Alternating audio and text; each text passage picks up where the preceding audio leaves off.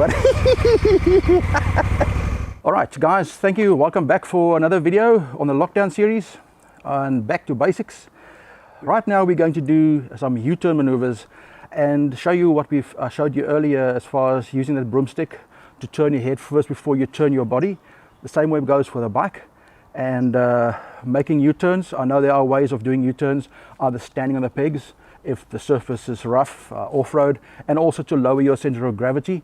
So that really helps. I'm just going to stick this to road by remaining seated so that those who ride road bikes can see what it means by getting your head and eyes to the turn before you make the turn. Otherwise you will go where your head and eyes are, and that's right in front of you.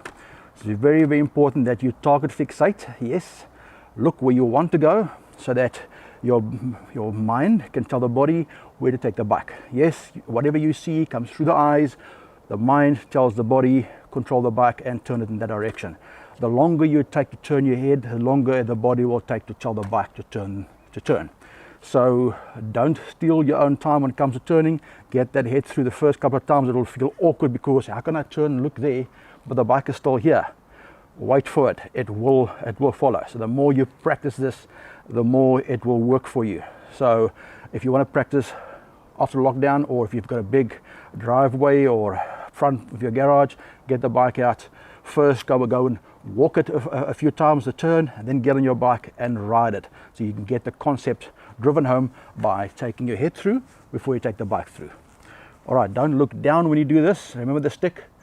Look up and through your turn. Do not look down. The driveway of mine is a little bit at a slant. So let's see. Maybe I'll drop the bike. Maybe I don't. Maybe I put a foot down. Maybe I don't. Maybe I knock a cone. Maybe I don't. I'll let you be the judge. And let's go for a ride.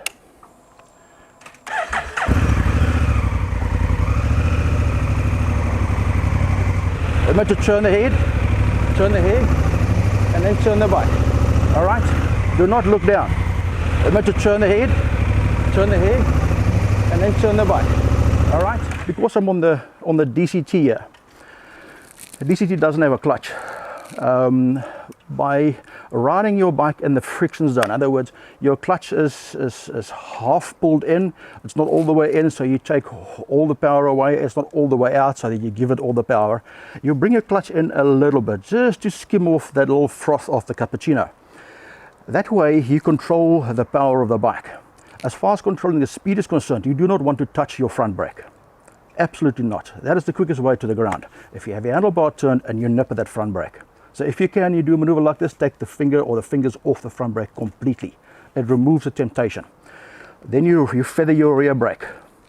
By feathering, in other words, by squeezing the rear brake with your big toe, you only apply enough rear brake so that you slow the back wheel down. You don't apply so much back brake that you bring the bike to a stall. You don't want to lock the motor up. Then the bike will come over with you. So in other words, number one when you come to a U-turn is watch your speed coming in. If you do it too slow, the bike will fall over. You'll lose balance. You need some sort of momentum. Momentum is your friend. If you go do it too slow, the bike will not get through it.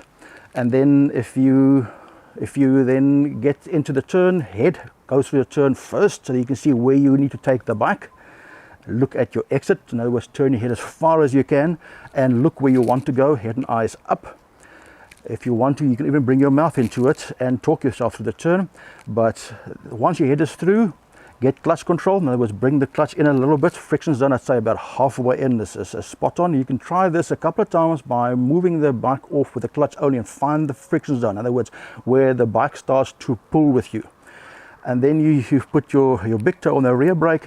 Don't pump the rear brake. Careful. Sometimes some people using the rear brake, they want to pump it and they pump with the whole leg and not just with the foot. And that whole leg puts an uneven weight on the inside of the bike or even the outside, and that can cause instability in the bike. So only use your ankle to feather, or your toe to feather that rear brake. Don't pump it. When you apply rear brake and you find that there's resistance in the brake lever, keep the pressure right there. Don't pump it. And you keep on making your turn. Don't be shy to turn the physical handlebar. And at slow speed U-turns, do not lean. in the direction of your turn, because you'll put too much weight on the inside and the bike will fall over. You need to try and keep a counterbalance, and by counterbalancing, in other words, if your bike is turning to the right, you lean slightly to your left, you drop the center of gravity and the top of the bike becomes more maneuverable.